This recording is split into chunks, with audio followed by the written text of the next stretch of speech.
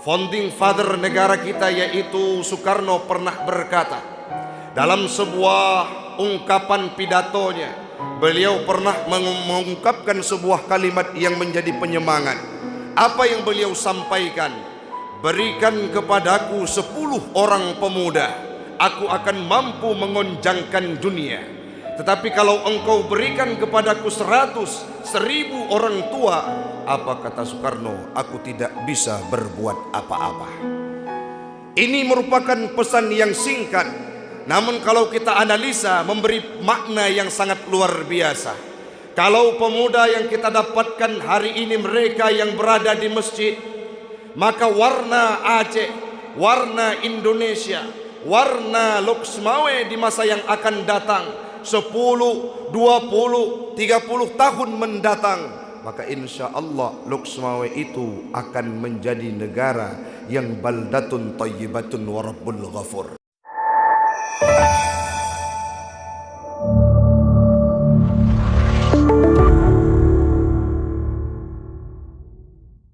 Assalamualaikum warahmatullahi wabarakatuh. Alhamdulillahilladzi amarna bittaqwa wal amanah wa nahana 'anil ma'siyati wal khiyanah. والصلاة والسلام على سيدنا محمد خير البرية وعلى آله وصحبه ومن والاه. أما بعد فيا عباد الله اتقوا الله حق تقاته ولا تموتن إلا وأنتم مسلمون. فقال الله تعالى في القرآن الكريم: أعوذ بالله من الشيطان الرجيم، بسم الله الرحمن الرحيم.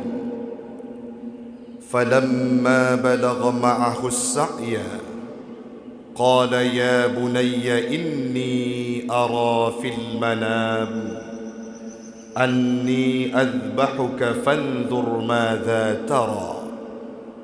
قال يا أبت افعل ما تؤمر ستجدني إن شاء الله من الصابرين. صدق الله العظيم وصدق النبي رسوله الكريم ونحن على ذلك من الشاهدين والشاكرين.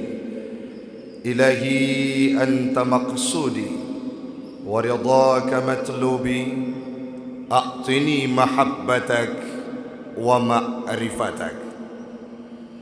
Jamaah sidang solat subuh sekeyakinan seakidah yang kami muliakan, marilah kita memuja dan memuji Allah empunya alam semesta, Allah yang telah memberikan kita kesempatan untuk bisa hidup merasakan kehidupan sampai detik pada subuh yang mulia ini. Semoga Allah pula lah yang nantinya akan mengkawal dan memberikan kehidupan, memandu kita tetap berada dalam hidayah, dalam ridhanya, istiqamah kita di jalan surga yang diridhai oleh Allah Subhanahu wa ta'ala. Salawat dan salam keharibaan baginda Rasulullah sallallahu alaihi wasallam, seorang nabi yang dikenal dengan sosok pemuda yang memberikan kontribusi terbaiknya, yang telah mengucurkan keringat bahkan mengalirkan darahnya untuk Islam, agama saya, agama anda dan agama kita semua. Salawat dan salam kepada al dan sahabat beliau sekalian, alim ulama mutaqaddimin dan mutaakhirin yang muktabar kedua-duanya, yang kami hormati, sudah hadir bersama kita pada subuh yang mulia ini Bapak Dandim, Bapak Kapolsek, Khadim GPS, Khadim SMS, program subuh keliling dari BSI, seluruh jamaah yang tidak mungkin disebutkan namanya satu persatu. Insya Allah kita doakan kepada Allah, berkumpul kita seperti subuh yang mulia ini, Allah kumpulkan kelak kita di yaumil qiyamah dalam surganya Allah. Amin, amin ya rabbal alamin. Hamba Allah, Bapak Ibu yang kami muliakan, dalam waktu yang sangat singkat ini kami menawarkan sedikit nasihat yang menjadi pencerahan bagi pribadi kami dan umumnya kepada jamaah sekalian. Dari rentetan kehidupan Nabi Allah Ibrahim dan Ismail dalam bulan Zulhijjah yang akan kita hadapi beberapa waktu ke depan, mereka merupakan sosok tokoh dan aktor ulung dalam sejarah kehidupan umat Islam, khususnya dalam bulan Zulhijjah. Apa yang perlu kita petik? Bukan pada subuh yang mulia ini kita akan bercerita dengan narasi terhadap bagaimana proses kurban, namun melainkan yang akan kita bahas pada subuh ini adalah bagaimana sosok pemuda yang diimplementasikan oleh Nabi Allah Ismail yang kemudian hari akan kita adopsikan dalam kehidupan kita sehari-hari hamba Allah. Pertama sekali, mari kita renungi dari kasus yang terjadi secara berenten dan beruntun terhadap kehidupan kita di Indonesia, terhadap kehidupan kita di Aceh, terhadap kehidupan kita di Kota Loksmawe, di mana kejahatan demi kejahatan, di mana kemaksiatan demi kemaksiatan, di mana tindak yang tidak dianjurkan dilakukan oleh para pemuda, dilakukan oleh para anak-anak yang berada di bawah umur rata-rata.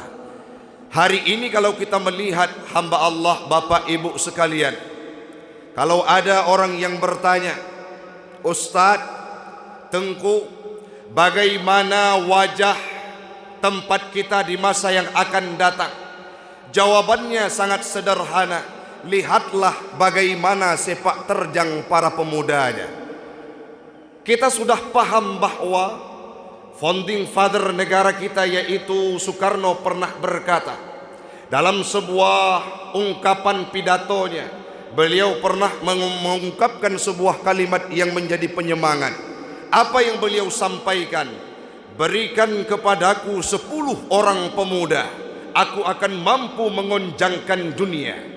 Tetapi kalau engkau berikan kepadaku 100, 1000 orang tua, apa kata Soekarno? Aku tidak bisa berbuat apa-apa. Ini merupakan pesan yang singkat, namun kalau kita analisa memberi makna yang sangat luar biasa. Kalau pemuda yang kita dapatkan hari ini mereka yang berada di masjid, maka warna Aceh, warna Indonesia, warna Loksmawe di masa yang akan datang 10, 20, 30 tahun mendatang, maka insya Allah Loksmawe itu akan menjadi negara yang baldatun thayyibatun wa rabbul ghafur. Dulu kita kenal dengan sejarah Iskandar Muda, itu pula akan terpraktekkan kembali kalau hari ini kita dapatkan pemuda-pemuda mu'allakun qalbuhu bil masajid. Ada pemuda yang hatinya terpikat dan terikat dengan masjid. Maka kemudian hari saat ditanyakan oleh orang siapa yang akan mampu menggantikan mereka-mereka yang sudah tua mengatur sejarah kehidupan bangsa dan negara, pemuda yang hatinya terikat dan terpaut dengan masjid, maka yakinlah negara kita akan makmur adanya. Namun kalau kita lihat hari ini hamba Allah, sangat banyak kasus-kasus yang membuat hati kita takut dan menangis. Ini masih ada Bapak Kapolsek yang sebentar lagi beliau akan dipindahkan ke Kapolres. Ada Bapak Dandim yang kita paham betul bagaimana sibuk beliau mengentaskan masalah tawuran yang tidak kunjung usai dalam kehidupan pemuda-pemudi bangsa kita. Belum lagi kita disampaikan menyangkut dengan begal yang membuat orang setiap hari makin takut. Ada perjudian, terjadinya prostitusi, terjadinya pelecehan seksual, terjadinya kejahatan, terjadinya tindakan amoral, terjadinya mabuk-mabukan, semuanya itu aktor ulungnya adalah para pemuda yang kita dapatkan di tempat kita, hamba Allah. Maka menyenangkannya nguronyo kalau kita bertanya, bagaimana wajah Lok Sumawe di masa yang akan datang? Kalau mereka yang hisap sabu-sabu hari ini menjadi pemimpin di masa yang akan datang, maka mustahil akan kita mendapatkan kedamaian dan kenyamanan. Menyenangkannya nguronyo kiban wajah Lok Sumawe, Aceh dan Indonesia. Kalau hari ini kita dapatkan anak-anak muda yang sibuk dengan judi online-nya, yang sibuk dengan sabu-sabunya, yang sibuk dengan prostitusinya, mereka yang akan menggantikan para pemerintah di masa yang akan datang, mustahil tempat kita akan menjadi sebuah negara ataupun wilayah kota yang dicontohi oleh orang lain. Ada masjid-masjid yang kadangkala interiornya sangat luar biasa. Ada masjid kadangkala di kota Lok Sumawe ini yang dibangun dengan penuh kasih sayang, dicucurkan anggaran lebih daripada angka berem-eman, miliaran. Tapi saat kita lihat pada waktu sholat, lebih banyak tiangnya dibandingkan para pemudanya. Ini merupakan salah satu tanggung jawab kepada kita semua. Saya selaku orang yang bisa berceramah, menyampaikan nasihat, tugas saya adalah menyampaikan para pemerintah melayangkan kebijakannya. Semua pemuda yang ada di wilayah kota Lok Sumawe akan tertib seperti subuh ini melaksanakan berjamaah bersama. Namun sayang seribu sayang, kalau kita akumulasikan jumlah para pemuda dibandingkan subuh ini, sangat banyak mereka yang mengabaikan sholat subuh ketimbang berjamaah di masjid. Nyomi yang meta gerakkan Bandung pemuda seluruh kota Lok Sumawe dengan kebijakan-kebijakan yang ada di tangan pemerintah. Setiap subuh, Sabtu dan Minggu haram berada di rumah, berangkat jamaah ke masjid, penuh masjid di kota Lok Sumawe. Kalau ada kebijakan yang seperti itu, yakinlah suatu waktu anak-anak kita akan teredukasikan dengan hal-hal yang positif menyangkut dengan agama. Beberapa waktu yang lalu dikirim video oleh kawan terhadap konser yang terjadi di pusat ibu kota kita. Kalau kita lihat dulu ada juga konser, walaupun ada orang yang tidak ridha terhadap terjadinya konser tersebut, minimal tidak seperti baru-baru ini. Konser yang diadakan oleh pemerintah setempat ataupun yang diizinkan oleh pemerintah setempat seolah-olah tidak mencerminkan budaya Islam, seolah-olah dilakukan di tempat yang bukan syariat Islam. Apakah kita sudah lupa bahwa Aceh ini diberikan simbol yang sangat luar biasa, yaitu Seramo Mekah? Artinya kehidupan di Aceh tidak jauh berbeda dengan kehidupan di Mekah dulunya dalam praktik syariat Islam. Namun apa yang kita lihat hari ini, hamba Allah, di depan masjid loncat-loncat dengan konser-konser, dengan alat musik, dengan suara-suara syaitan. Mereka menghabiskan waktu untuk meraih kenikmatan dunianya tanpa memikirkan bagaimana efek yang terjadi dalam kehidupan. Orangnya menyana survei urung syi'lun. Saya berani menjamin, kita pergi setiap hari, kita lihat di warung-warung, belum usai maghrib sudah ada anak-anak muda yang menghabiskan waktu di meja perjudiannya, di kedai kopi, di warkop. Katanya yang tu pakan hanai jabut, tidak ada lagi orang yang menangani hal tersebut. Kembali kepada topik yang kita bahas, mari kita jadikan ikon ulung dalam sejarah Zulhijjah ini sebagai teladan dalam kehidupan para pemuda. Ada di sana Nabi Allah Ismail, bagaimana kehidupan beliau saat dialog dengan orang tuanya. Nabi Allah Ibrahim datang sebagai seorang ayah yang tidak otoriter, menawarkan pesan dari Allah, wahai anakku, Allah memerintahkan kepadaku untuk menyembelih dirimu. Apa jawab Nabi Allah Ismail? Kalau itu perintah Allah, if'al ma tu'maru, kerjakan olehmu wahai ayah terhadap apa yang diperintahkan kepadamu oleh Tuhanmu dan Tuhanku. Ya Ismail, engkau akan meninggal dunia, tidak menjadi masalah kalau memang itu perintah dari Allah untuk diuji engkau terhadap kecintaan kepadaku dibandingkan cintamu kepada Allah. Silahkan ayah, engkau kerjakan. Nah, ini lagi yang mensuruhnya. Seandainya diperintahkan ataupun kurban itu terjadi dalam kehidupan kita, waktu tertawarkan mbak anu nyonya hari uro raya Aidil Adha nyo kenang kurban. Kita nyo na limong tu. Saudara. Ya pertanyaan saudara. Itu mikir anak kita yang mempuak gua fikir. Dijawab oleh anak yang pun yang baik long ya. Bulu nuka long ku menikah. Baik sampai ham tu rasa nikmat dunia. Dijawab oleh anak kedua, ayah, jangan saya. Kuliah saya semester 2 Pak. Baru saja ini mau final. Itu anak yang kelai, anak yang keput. Kamu mantang SMP, SMA ya. Watai kena tunjuk anak yang mantang ubud. Kelai promo, baik macam-macam. Baru berosak kepala haji, hek dah. Li musyawarah limang drawana nyawa ya. Hasil musyawarah kamu angka drawana juga pelewat ilai. Itu kalau kita tawarkan kepada anak-anak zaman sekarang.